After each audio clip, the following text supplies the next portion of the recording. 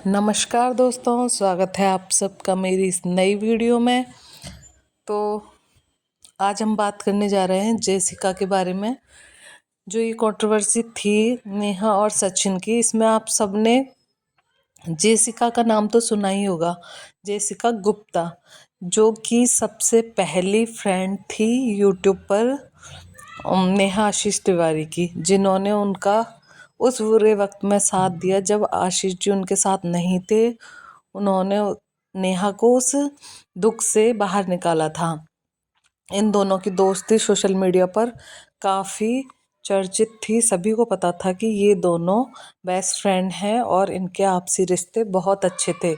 लेकिन अचानक ही इन दोनों को साथ नहीं देखा गया। यूट्यूब पर इनकी वीडियो नहीं आती थी, और जब नेहा के बारे में कोई कमेंट होता था या जेसिका के बारे में कोई भी कमेंट होता था तो उसके बारे में दोनों ही रिप्लाई नहीं करती थी। इसके बाद लोगों ने ये बातें बोलना स्टार्ट किया कि शायद दोनों की लड़ाई हो रखी है, लेकिन कोई भी रीज़न उस टाइम सामने नहीं आया था, न ही जेसिका की तरफ से और न ही नेहा की तरफ से। सबको लगा कि जेसिका की गलती है, क्योंकि उस टाइम सब नेहा को तो बहुत सीधा समझते थे।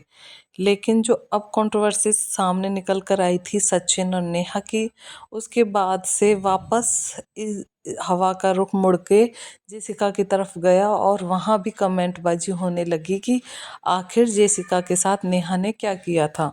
क्योंकि पहले तो कोई नेहा को गलत समझता नहीं था, लेकिन जैसे ही नेहा और सचिन के मामले में नेहा की गलती दिखाई दी तो सबका रुख जेसिका की तरफ हुआ कि शायद आखिर उसके साथ भी कुछ गलत हुआ हो।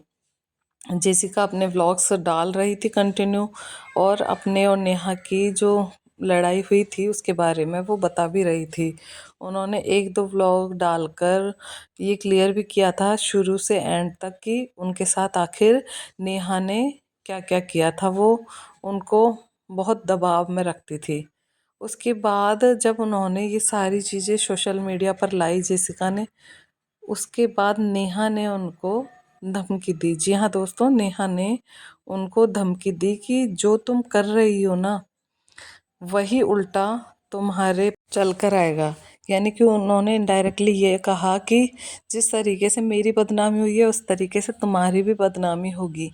इस पूरे मैटर में जेसिका के हस्बैंड को कभी बीच में नहीं देखा गया, लेकिन इस बार जब जेसिका को धमकी दी गई तो उन्होंने सामने आके सोशल मीडिया पर यही कहा कि जो भी नेहा कर रही है या पहले उसने किया वो सब कुछ गलत था। इन्होंने दिल जान से उसकी हेल्प की थी, उसको उस गम से बाहर निकाला था, और उन्होंने बदले में क्या किया, इनको मतलब कि बिल्कुल इस कंडीशन में पहुंचा दिया कि ये डिप्रेशन में रहने लगी थी। जेसिका के पति ने कहा कि नेहा से जब ये पहली बार मिली थी तो वो इस कंडीशन में थी कि पूरा डिप्रेशन में आत्महत्या करने वाली स्थिति में थी। उस इतने बड़े दुख से जब इन्होंने उसको बाहर निकाला तो उन्होंने इसके साथ क्या किया, और वो अब लीगल जाने की बात कर रही है।